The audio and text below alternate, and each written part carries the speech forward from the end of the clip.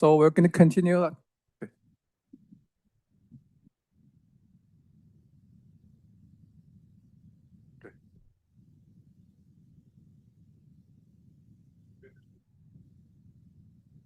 Perfect. Good afternoon. Let's finish the launch and let's come back, continue the remaining agendas. So the first one, 11.8. I need a mover. Anyone can move it?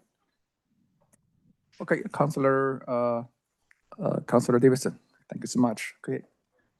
Anyone want? Yeah, go ahead. You want to speak first? Anyone want to speak? Okay. Thank you, through you, Mr. Chair. I do just have one question for staff. One of the delegates was talking about down zoning.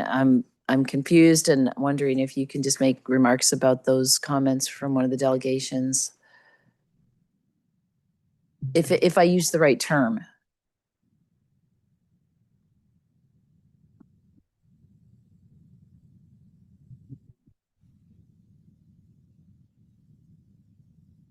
Sorry, we weren't sure if you guys were in session.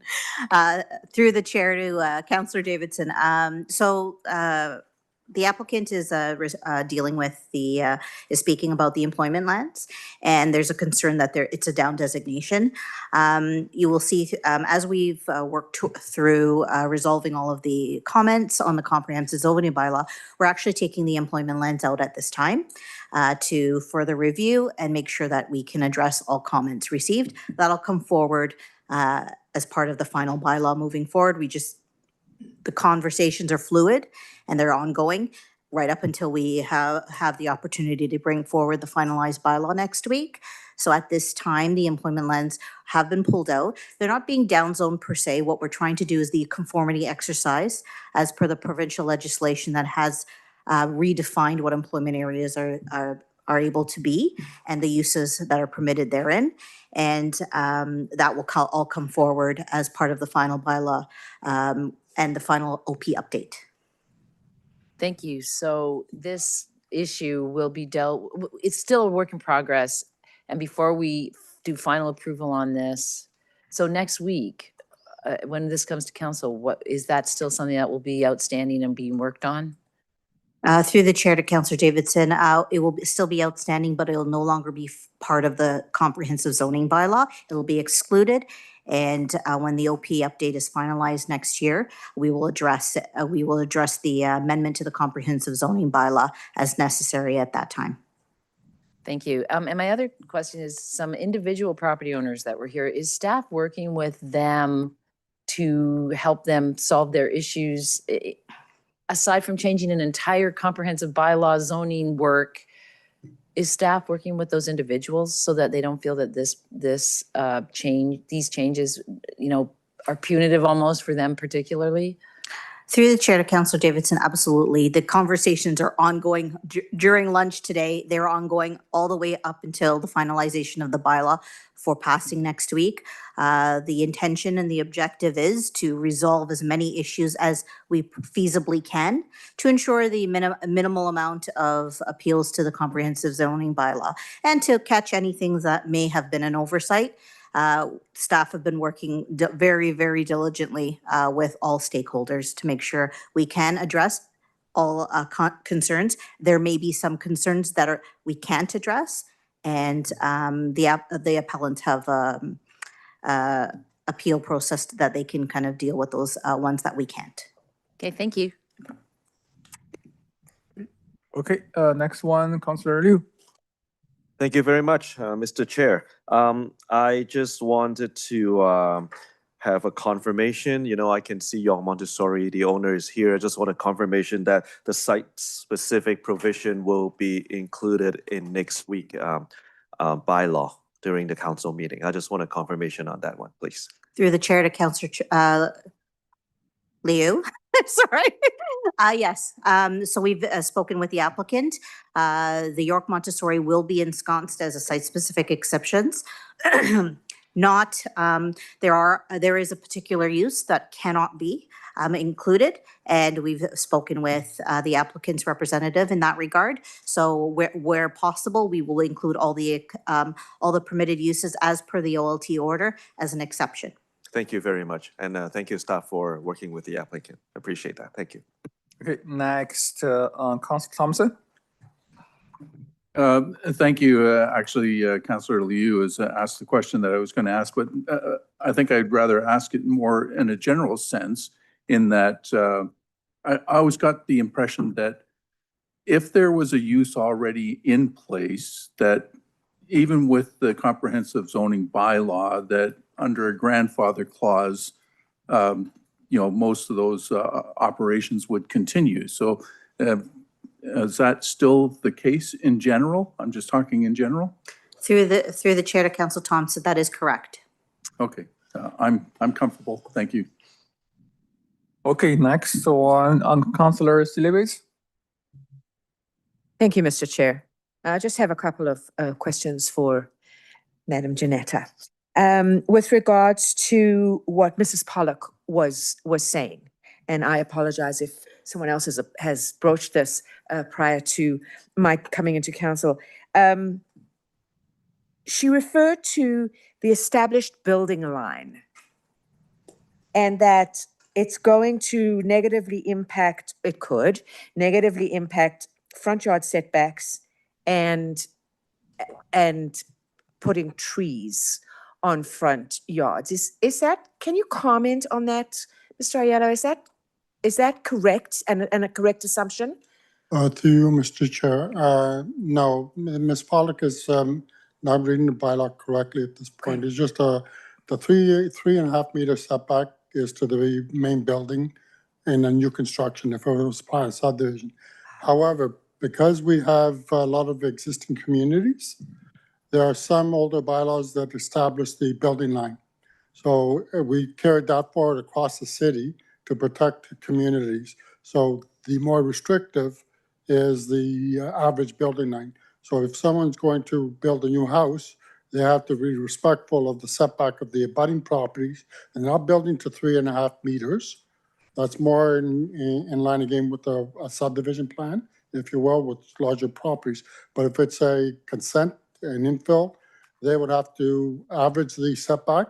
That way everything's consistent and with whatever the frontages are along that street. Some may be less than the typical 7.5 meters. Some may be at 3, depending on where you are in the city. Some are much deeper than that, and they still have to respect the building line.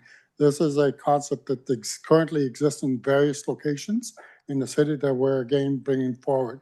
Ms. Pollock also made a comment regarding the garages and the parking space. No, there's a specific setback to the main face of the garage that will allow a 5.7 meter parking space in front of the garage itself. The balance of the face of the building could be potentially further, depending again the context that they're building. But no, it's not the intent that the whole thing, they'd have to have adequate parking on the pad typically and in the garage at the back. Thank you for that clarification. And I'll make sure that Ms. Pollock knows that. If she wants to discuss something with you, is that possible? Yes. Thank you very much. And the other question I have with regards to a statement made by Mrs. Pollock, she referred to the reverse angle driveways. It's my understanding that those are not permitted anymore, that anything that's built now, I mean, what we have, but there are no more reverse driveways because of flooding issues. Is that, am I right in that assumption? Yes, the zoning bylaw doesn't speak specifically to that matter. That's actually part of the engineering site works that restricts that and has restricted it for a number of years. Okay, that's great. That's all I needed to know. Thank you very much. Thank you, Mr. Chair. Okay, thank you so much. Next one, Councilor DiPaolo. Okay, thank you, Mr. Chair. I just want to thank our staff for the work that's been done. I was surprised that this came forward as quickly as it did from a public hearing and concerned that the comments would be addressed, but it appears that they have, so or it's ongoing. And coming into today, I was a little leery of supporting a bylaw next week that maybe could have had some easy exemptions. You're exempting all of the employment. That's I think that's prudent. I understand we're trying to get an official plan amendment completely passed by next June, and I don't want anything to prevent that from happening. But, I think we do need some more time to look at employment. And it's just a case where someone may have an existing ability to build office today, but then if we put in a blanket employment area bylaw, the provincial definition has changed. So they're not they won't get that grandfathered rights. I hope it's something we can do. I'm glad we have time to look at it, and I'll be just monitoring closely before I support this bylaw, that, as many of those outlier concerns and possible exemptions are made so that we limit our exposure to an appeal on this. Thanks. Okay, thank you so much, Regional Councillor DiPaolo. Next one, Deputy Mayor Gordon Winchell. Thank you, Mr. Chair, and I just want to say thank you, staff.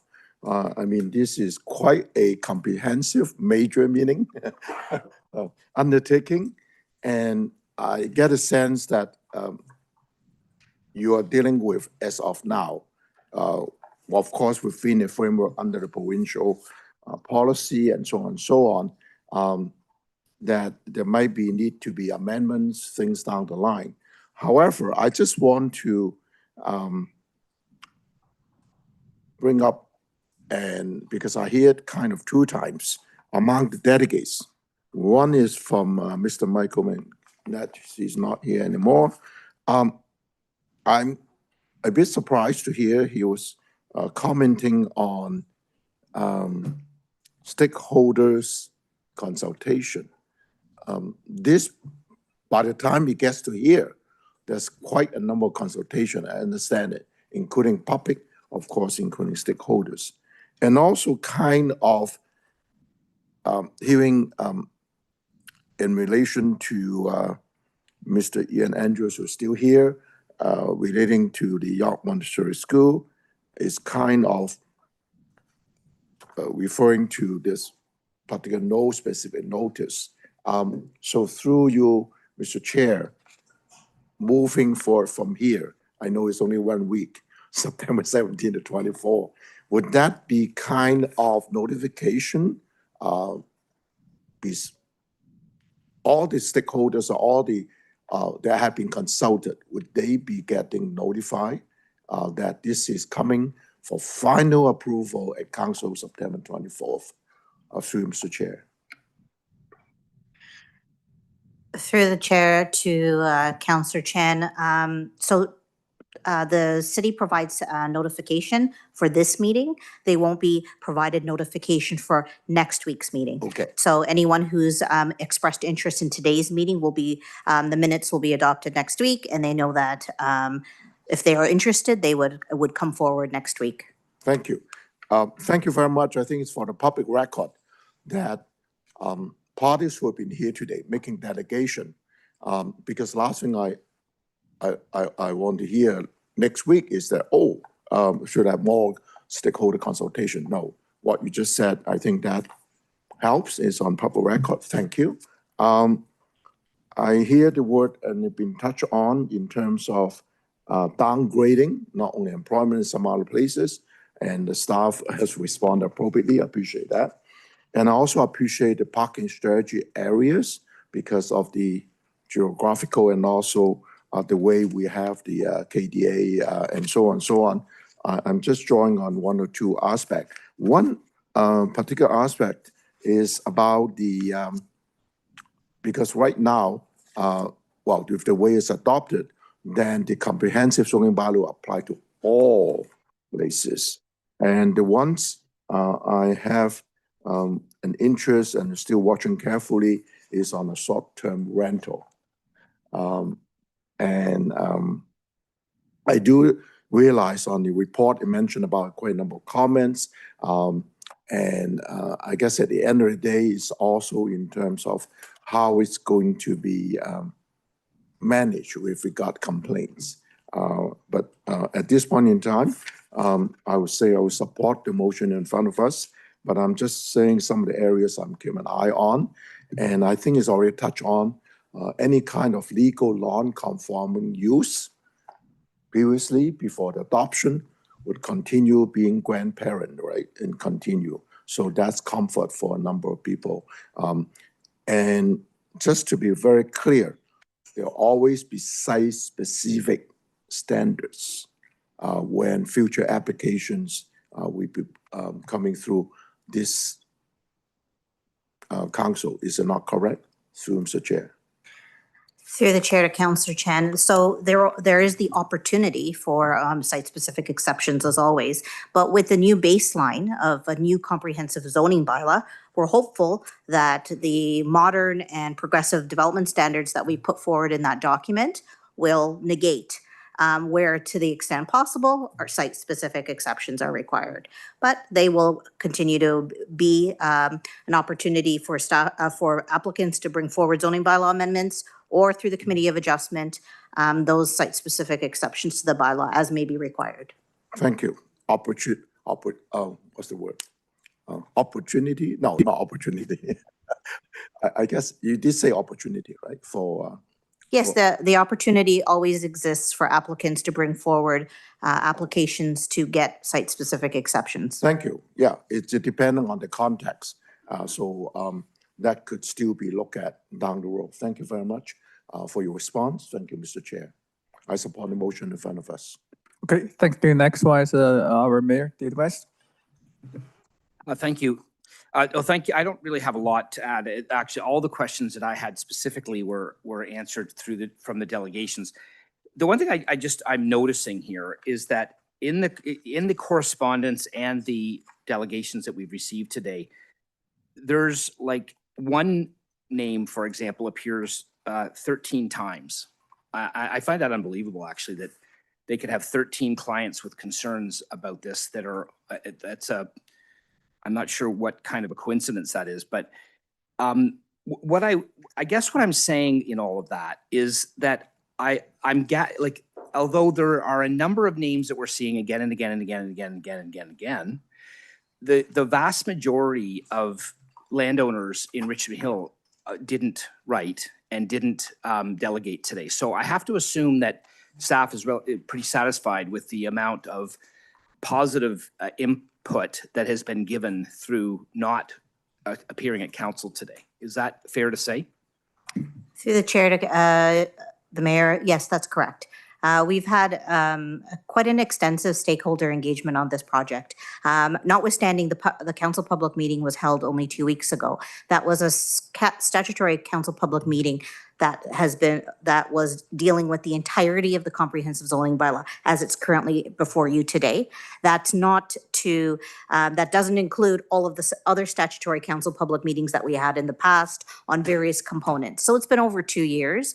And I think that, notwithstanding the number of correspondence that we received, that's actually pretty good.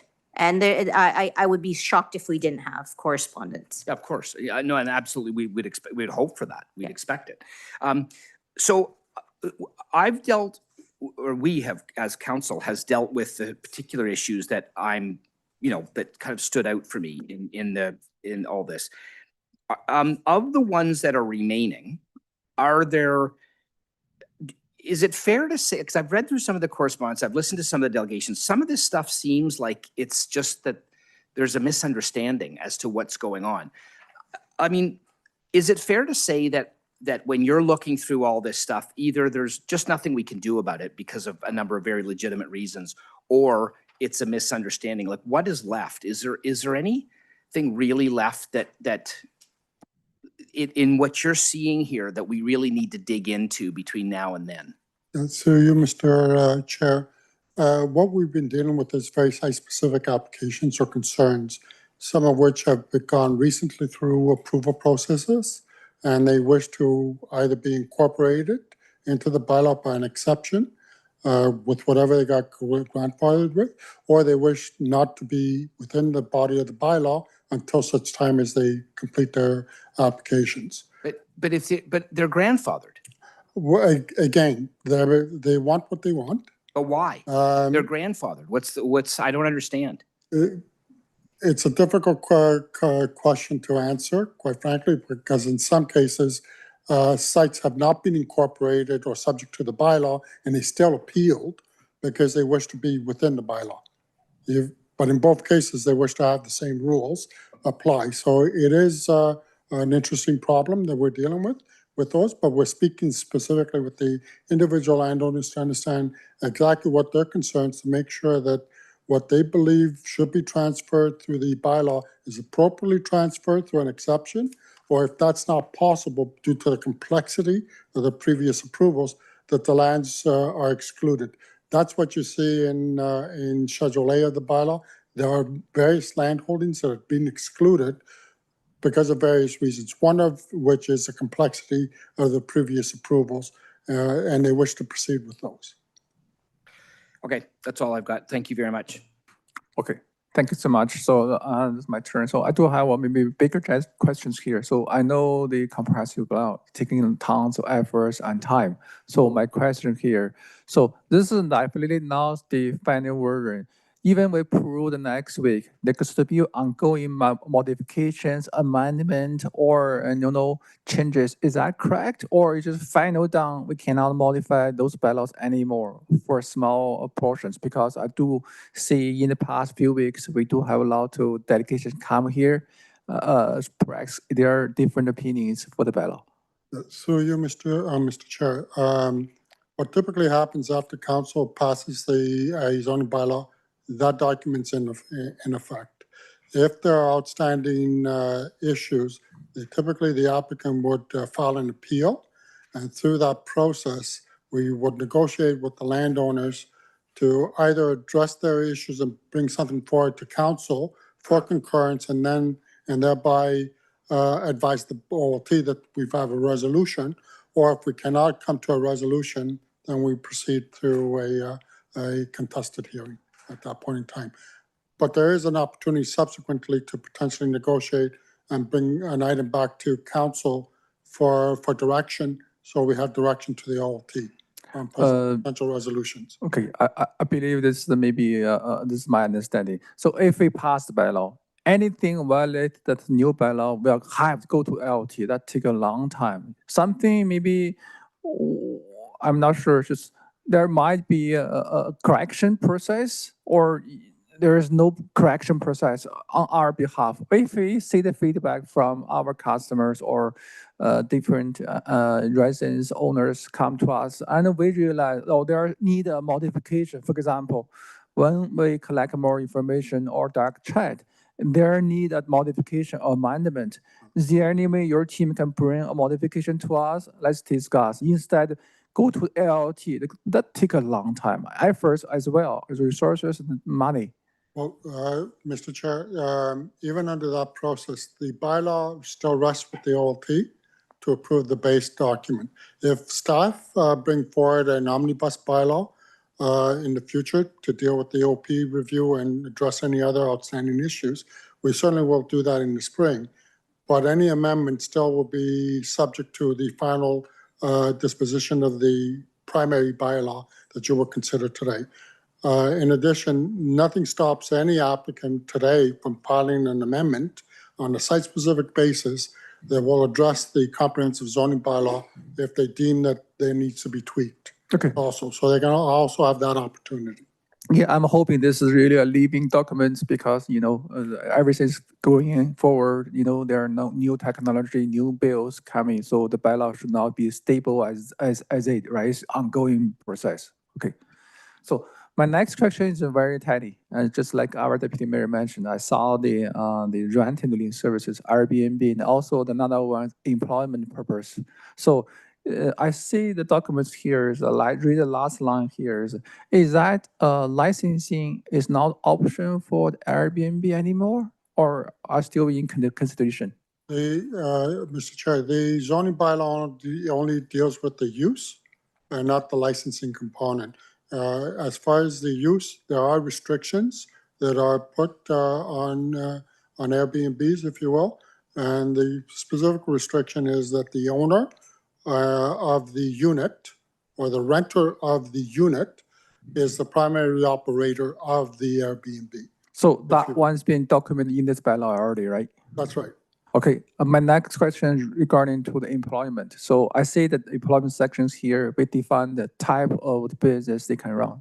Definitely they can use in their home as a storage center. That's not possible. So I do say that, do we have any, the purpose of the So- houses, right? So as far as home occupation, that is permitted. The only restriction that's in the bylaw is that the owner, the operator lives at the unit. They're not bringing in 2, 3, 4 employees to work out of the dwelling, because it is a dwelling in the first place, so you can have an office, operate your business out of. But if it's a true employment enterprise, there are other opportunities in the city, either live work as a potential option, or properties or commercial properties along Yonge Street, for example. But the intent of home occupation is to still maintain the character and function of a residential community. Okay, got it. I don't have further questions. Anyone want to go to the second round? Okay, go ahead. Thank you. Just a procedural question. So, so we all anticipated some changes between now and next week. Is it more appropriate for us to refer this to next week instead we vote on this and to avoid this passing by consent next week? I'm just asking. Yeah. Thank you. Through the chair, it's certainly at committee's discretion. I think either way works in this. This matter is going to go forward. Staff are very aware. I have it on pretty good authority that a additional information memorandum will be included at some point in time with the agenda, which will necessarily result in this changing. So if this passes as is, staff are very aware. I don't think there will be any impact whatsoever. Sounds good. Thank you. Okay. Okay, second round, Scott Thompson, word to Councillor. Thank you very much. Through the chair, the mayor kind of reminded me of something here, and that was with the delegate that came from my ward this morning, and he showed his lands next to the CN rail and so forth. But my understanding is he doesn't have an application or an active application for those lands. Am I correct in that assumption? Through you, Mr. Chair, you're correct, Councillor Thompson. The gentleman is talking, the property zone currently is industrial under the previous designation. The official plan changed it to neighborhood, which allows, at the moment, we zoned it for a large lot because we have no development applications on the property that would demonstrate whether it's higher densities that he wishes to have under the neighborhood designation. However, what the gentleman was talking about is potentially an official plan amendment also being required because of the densities that he's actually alluding to. So, but he has no application formally to address the redevelopment of that site at this point in time. And that's what he would have to undertake. And I have spoken directly with the gentleman on this point. Okay, so it's really, he's kind of thinking future down the road, basically, is what we're looking at here. I'd suggest that he wishes whether or not council is going to redesignate the lands for him. In consideration Okay. in advance, but I it, understand what he's actually suggesting. But as I think when you answered Deputy Mayor Chan's question earlier, it's really up to him. He has the option if he wants to apply and go ahead, then by all means. By all means, that's never taken away from any landowner. Right, right. Okay, those are all my questions. Thank you so much. Okay, any other questions or second round? No more. Okay, so Ms. Clerk, help me. So we carry on and vote for this one or wait for next week? Voting for that. Sure, perfect. So all in favor? Any objections? Okay, I'll pass. Thank you. We do have another item to discuss. I think 10.7, which is moved by Councillor Silivis. Please go ahead. Thank you, Mr. Chair. So I pulled item 11 11.7, which is located in Ward 4. It is the Norfolk Development, Inc. Lands, which are on Norfolk, just to the south of Major Mackenzie. So I will move the recommendations, A and B, the staff recommendations. However, I pulled it because I wanted to say something in particular here. I've been in touch with Norfolk and their people. I've been in touch with our planning staff as well, and we've had extensive discussions. And this is still an open discussion. Despite the fact that Norfolk appealed to the OLT, we were still having ongoing discussions as to how we can best, for want of a better word, find a middle road here. However, Norfolk did appeal. So what I would like to suggest, without micromanaging anybody, their CMC, their case management conference, I believe, is set for October the 10th. So there's plenty of time until then. Or perhaps that CMC can even be delayed. Plenty of time until then for the applicant to still speak with our planning department leads as to how we can perhaps come to some kind of a middle ground there, notwithstanding that they have appealed. And if possible, that we go to an OLT mediation here as opposed to a hearing. I think that might, in my opinion and in the discussions that I've had, I believe that might be a better solution for all concerned on many, many levels. So I just wanted to put that on the public record, and I want to thank staff for their dedication to this file over an extended length of time. We have had so many meetings and so many discussions, and also to the applicant who visited us as well, and we had a meeting with them in the boardroom together with our regional councillors and Ward 2 Councillor Scott Thompson. So I'm just asking that the discussions continue and that if possible, we move to a mediation here as opposed to a hearing. Thank you. Thank you so much. Anyone? Yes, she moved. Okay, anyone has any comments? Okay, all in favor? Any objections? Okay, the motion passed. So I believe we all passed all to talk about. Yes. So item 12, other business, I don't think so. Number 13, emergency time sensitive matters. So Mayor gonna pour out a motion. Mayor, go ahead. Thank you very much. And thank you, Council, for allowing this to be added to the agenda.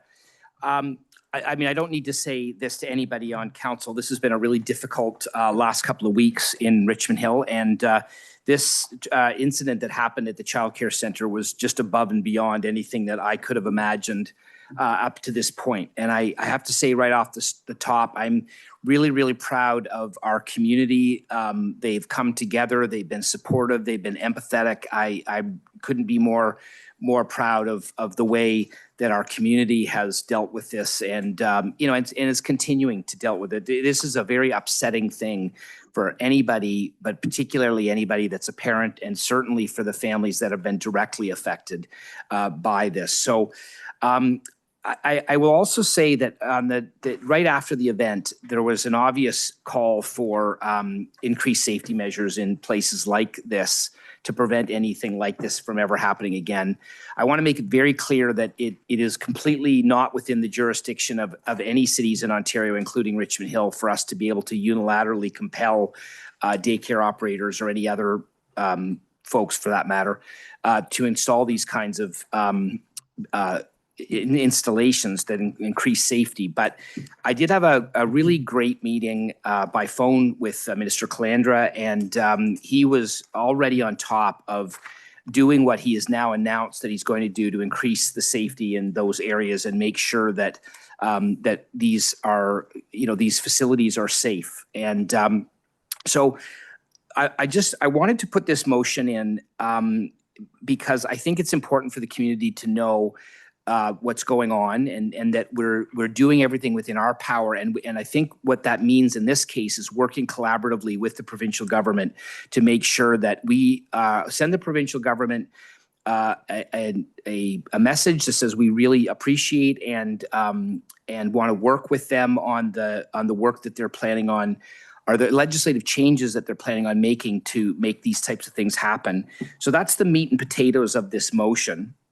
That we work, that council direct me as the mayor to write a letter to Minister Calandra, just expressing our support for the proposed actions, and that, you know, also to let the Ontario government know that we'll continue to work with the province to ensure that effective and timely implementation of stronger safety standards happens and happens quickly, and that we send a copy of this to Premier Doug Ford and also the Minister of Education.